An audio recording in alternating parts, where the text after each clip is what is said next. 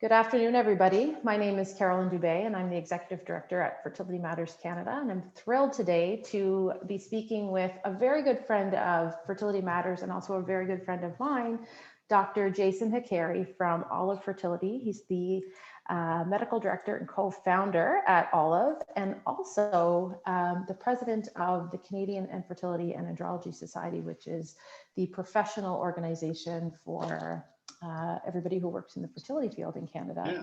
Jason, thank you so much for being here today. I'm so excited to be talking to you like this. Well, nice to see you, and thanks for having me on. I really appreciate it. Thank you. So we're going to talk a little bit today about advances in assisted reproductive technology and how those advances and what's happening are increasing or helping to increase pregnancy rates. Yeah, I often get asked why I got into this field in the first place. And I mean, there are many reasons why everybody gets into the area they're in. But one of them was sort of the excitement around what changes. Like things change very rapidly in our field and continue to do so. And it feels like things are like accelerating, Yeah. And so it's exciting to be a part of that.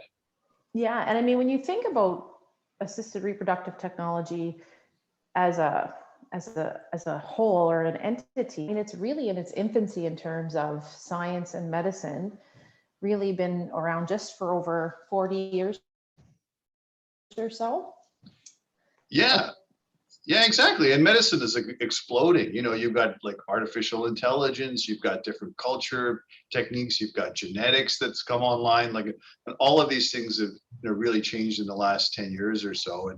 And so, yeah, it does feel like we're still in the infancy, but we're kind of riding this wave of all these other like technological advances that have their own sort of uses in fertility care.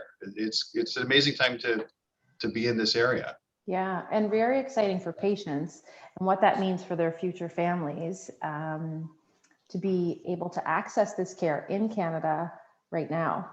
For sure. I mean, I if you look at the pregnancy rates, even from 10 or 15 years ago, they're quite a bit different than the rates we're getting now. And that's like for a variety of reasons that we'll talk about. But it's really exciting for patients. On the flip side, boy, it's a lot more complicated for patients to have to try to understand and think through their choices too. Because, as you know, new technologies take some time to be established and for there to be enough data to really understand how useful they are. And then for patients to try and interpret that and then decide what's right for them, I think has gotten more complicated too. Yeah, I agree. We run a lot of online support groups, and we see when patients have an initial assessment or they're kind of moving through those first couple of appointments with their fertility specialist, and they say, has anybody had experience with an ERA, or what do I do with this? Do I get genetic testing? What is your experience? There's a lot of things to talk through. And a lot of times for patients, that also means there can be a bigger price tag. Fertility care is not free in this country, and a lot of these technologies do cost a little bit more money. So that's something that. Yeah, absolutely. There's a cost to doing these generally, financially, but it's just sort of like trying to think through them.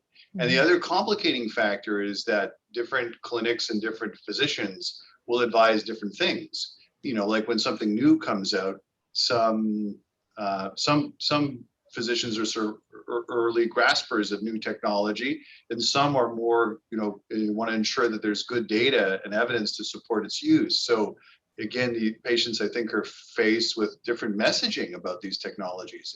It's not ready for prime time, or you should be doing it now, or, I think it gets very difficult to know what source to trust in a way, when you get mixed messages about new technologies.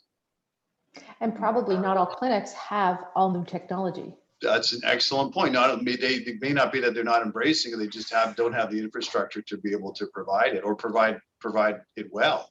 Yeah, and so exactly. They choose not to because they can't. And you find I think you can even find geographic differences across the country about what's available from a technology perspective, which is also which is interesting. Definitely. Yeah. Pose other challenges Absolutely. Access. Yeah. Access to care in this country and equal access to care is definitely a challenge. Yeah. So let's talk about success rates. What is in 2021 a success rate with any given fertility cycle? And maybe we talk about IVF. Do we talk about IVF specifically, or are there different rates? I think so. We talk about IVF specifically. I mean, I think other treatments like inseminations and surgery, I think for the most part, those pregnancy rates are like fairly static in a way. Like an insemination 10 years ago looked basically the same as an insemination, now. I don't want to overgeneralize, but it, hasn't changed. That area hasn't changed much. I think where the changes really happened is in IVF. But the thing about IVF is that you can get statistics for age groups and for different diagnoses, but really what you're always trying to do is give a patient a sense of what their specific chances are, or at least your best estimate of that, based on what you know about them. And so I think part of it, some of the technologies are trying to personalize your treatment regimen and try and personalize and optimize that individual's chances. Yeah. Awesome. So let's dig into some of these technologies. Where do we start? I don't know where to start. I think kind of the obvious place to start is with genetic testing of embryos, which, isn't necessarily a new idea. It's something that's, been done fairly frequently, at least for the last 5 years. But its usage is continuing to increase. And the idea there, and many people watching probably have heard of this, is that we used to make embryos, and then we used to pick the prettiest looking embryo or embryos, and then we used to transfer those into the patient's uterus and hope that they were healthy and normal. And now we have the ability to take the same embryos and actually biopsy them, like take a piece of each of the embryos and sort out which ones have normal chromosomes, which ones are normal, that could lead to a normal pregnancy, and just focus on those. And again, not a completely new idea, but the technology behind it's been improving, and its usage has been increasing dramatically across the world and across the country, for sure. Yeah, and I guess if you know the genetic makeup, if you know that this is a genetically normal embryo, transferring it gives you a higher rate of success versus transferring one that may not be genetically normal, and having it not implant or experience. Yeah, or you cut out there for a second about you experiencing a miscarriage.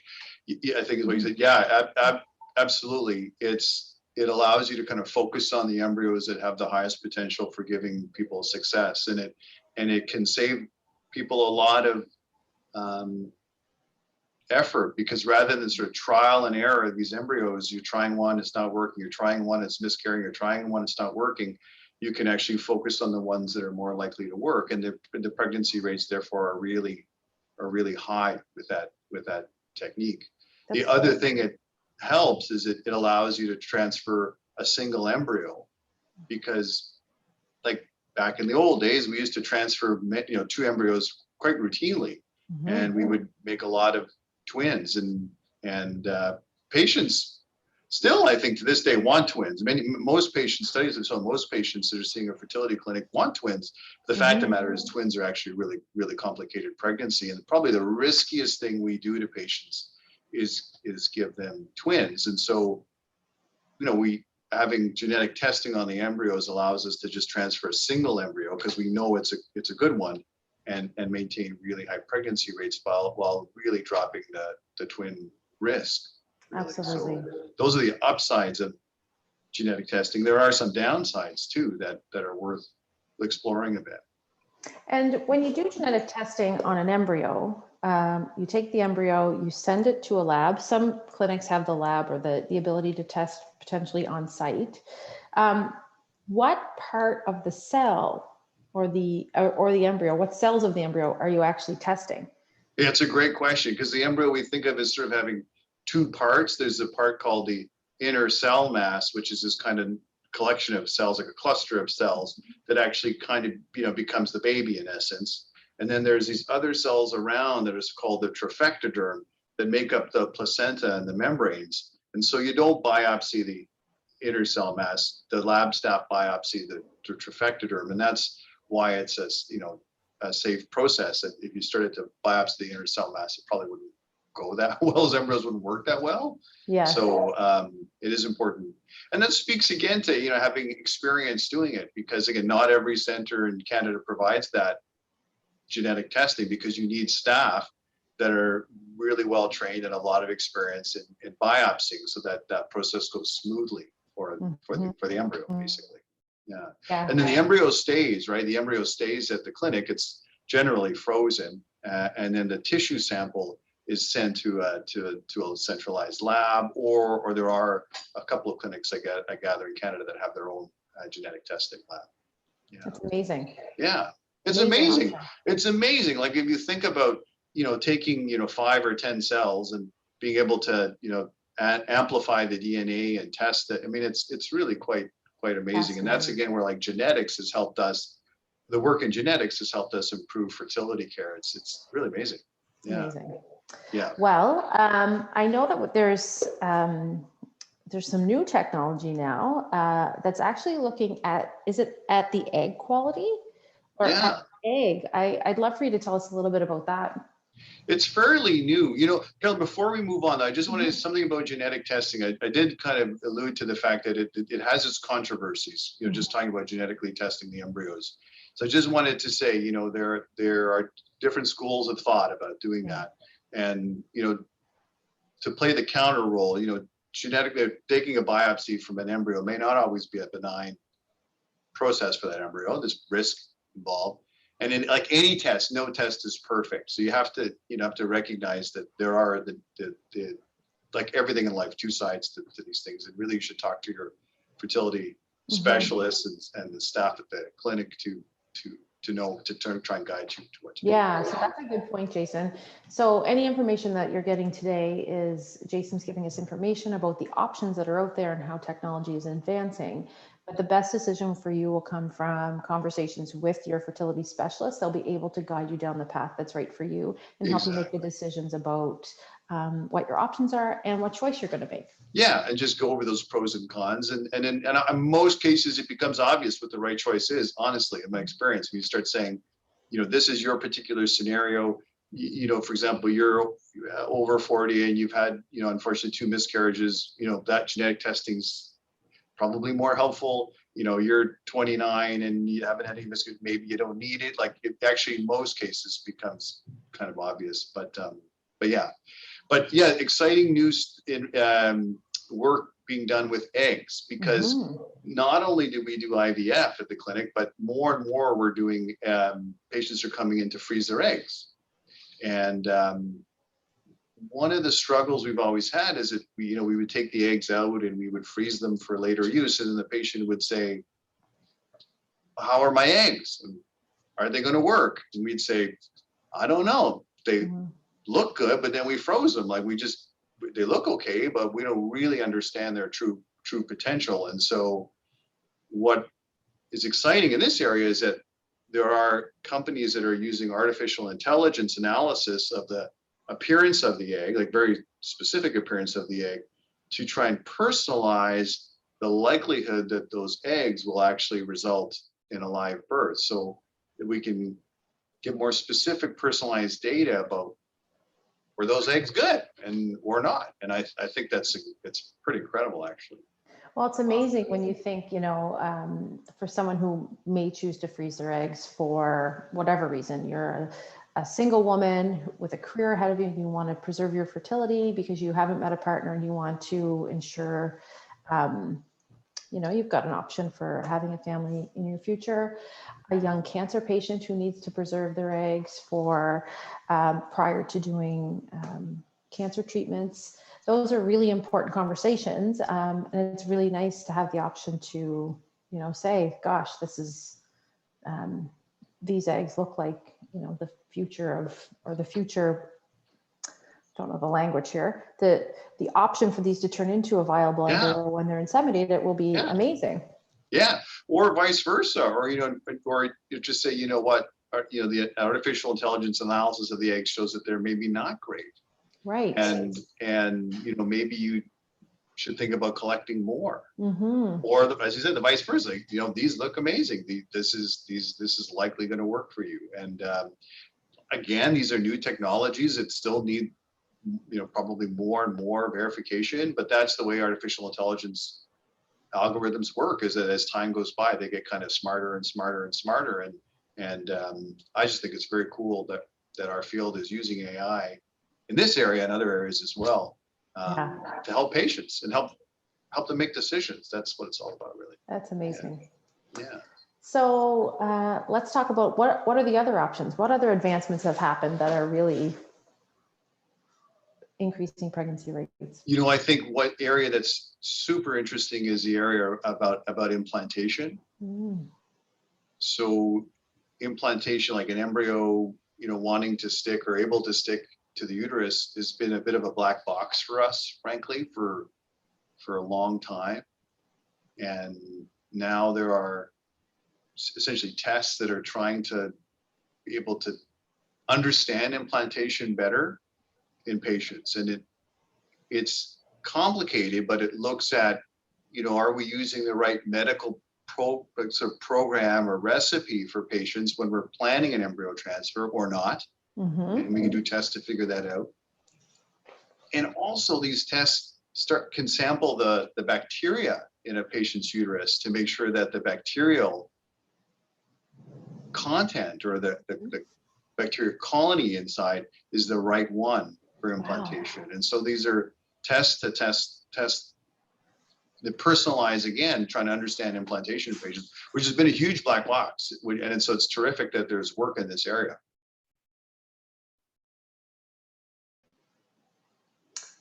Sorry, Jason, we froze there for a second. So I have a question about the receptivity, I guess, of the uterus. Yeah. Is that something that everybody, who would likely use that technology? What would the patient profile be? It again depends on the clinician and the scenario and the level of comfort with the test. But I'll tell you how I use these tests personally is in two scenarios.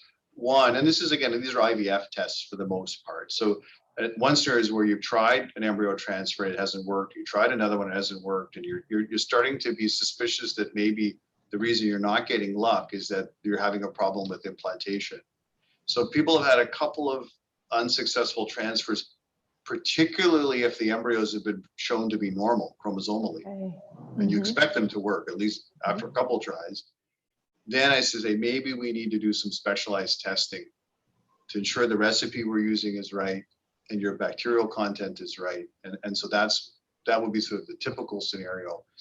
I'm not sure that everybody that's doing IVF needs to do these tests. And I guess time will tell us if I'm wrong or not. But currently it's in patients where you suspect that there's an implantation problem. Interesting. It's nice to try and sort that out. Yeah, and so is that an ERA? Is that what you would refer to as an ERA? Or? Yeah, I would. Again, these are like commercial tests, and there are other companies that are looking at the lining in different ways, but an ERA is an example of a test looking at receptivity and relating it to whether the right recipe of progesterone is being used, i.e. the embryo is being put in at the right time. Okay. And if it was found that the recipe was off a bit, or the receptivity was off, what would be the option at that point? So then you change the recipe. So the output that you get back from the ERA test is that it says one of two things. Either this is receptive, that is you are doing the transfer at the right time, or you're wrong and it's not the right time. And then usually the recipe is given, like transfer the embryo a little later in the course of progesterone, or transfer the embryo a little earlier in the course of progesterone. So it gives you how to adjust. What we're trying to understand is, well, if you adjust that recipe, how much are you actually improving that person's success rate? And we're ongoingly trying to figure out how to quantify that. And I think that's going to be forthcoming for us. Wow, that's amazing. So In terms of, so we talked about the egg, we talked about the embryo, we talked about the receptivity. Are a lot of the advancements that you're finding or that you're familiar with, it seems that they're all in the sort of the lead up to an implantation of an embryo. Would that be correct? Or are there things that you do afterwards that potentially could help as well? I think that's more of where maybe it's my personal bias, where what I'm sort of focused on. Before you've got an embryo, it's are we using the right stimulation medicines and the right protocols, and those are evolving as well. Like, for example, we're doing a lot more minimal stimulation IVF cycles than we used to. Okay. And what does that mean? Does that mean lower doses or?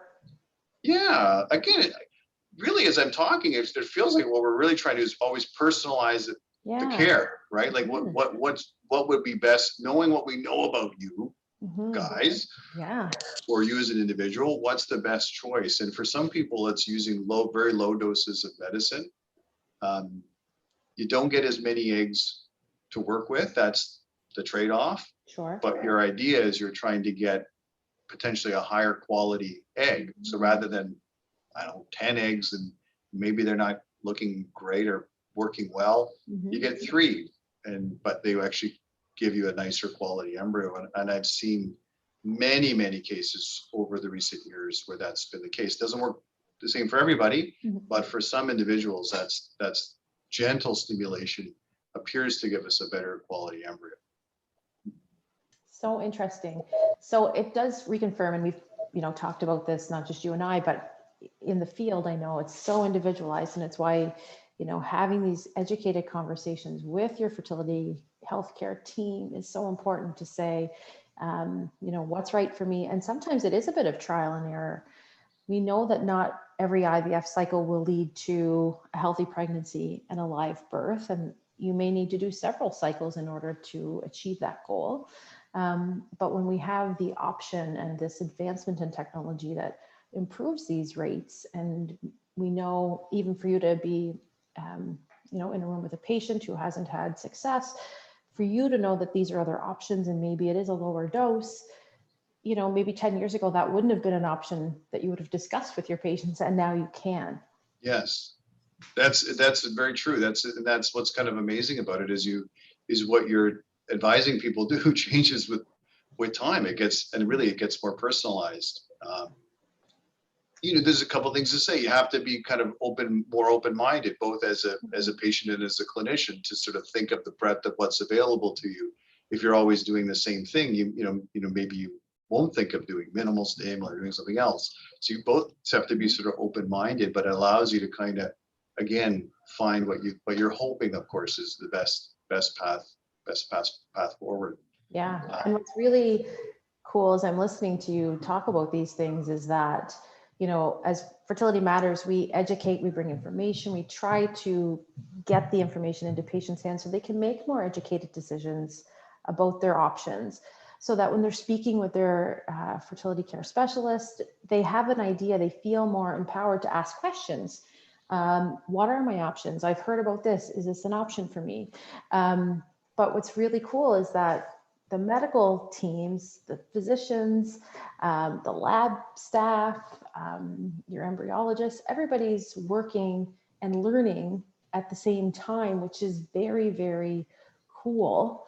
It keeps it exciting for you, and it's giving many more options to you to provide for the patient to take advantage of. Absolutely. Like, for example, I'll talk to patients and they'll say, listen, sorry, doctor, but I started to look something up, or I looked this up, and I saw, Fertility Matters, I saw this, or, and they sort of apologize for being informed.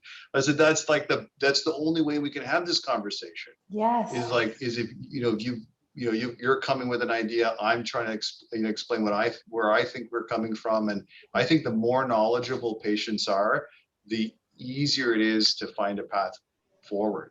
Yeah. You know what I mean? Absolutely. And we hear that all the time, if you feel empowered to make a decision, you might have information that you've received somewhere else and it might not be the best option for you. But if you feel you've crossed that off your list, great. That's one thing I know is not going to work, or it's not the right option for me. And I That's think therapeutic too, because to totally, have it sitting in the back of your head, geez, I wonder if I what could, if? if there's just this one thing, then you don't feel you can bring it forward, then that, to have that, that crossed off the list, or sort of put to bed, or not. Maybe it's a good, Exactly. maybe it's a good idea.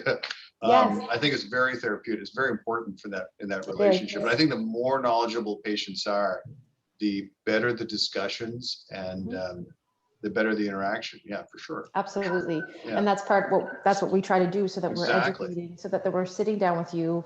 You can get right down to business with them, and they're coming with a base knowledge Right. that helps That's that path. exactly right. That's exactly right. Yeah. So Exciting. it's very exciting. Yeah, and 'cause that's why that's- we love working with you guys. That's the part of the field too, like people getting more and more information, getting informed. That's amazing. It's exciting. It is. Yeah. So are there any advancements you can think of that you want to touch on before we wrap up today? I think those are some big ones. I think like the area of implantation is really something to keep our eye. Things are early. Like again, all of these new things have their pros and cons, and there's skeptics, and people embrace it. So it's early, but I think that's going to be really exciting. And then genetics and fertility are really important. So it's a great time to work in the field to help people. Absolutely. Yeah. Well, in closing, Jason, thank you so much for your time. Thank you for your continued support, you and the entire staff at Olive, for continuing to support Fertility Matters and the work that we do. As the viewers may or may not know, we are a Canadian charity, and we partner financially with clinics across this country to help bring sessions like this to patients, to help them be more educated and informed. And also thanks to you and the entire board and staff of the Canadian Fertility and Andrology Society for being supportive of us and for working with us to help these advancements happen for all of us. Well, thank you. Thank you for all you and your organization does. It's terrific. Thanks so much. Thanks, Jason. We'll talk to you soon. That's another episode of Figuring Out Fertility. Join us again for another interview with a Canadian fertility expert really soon.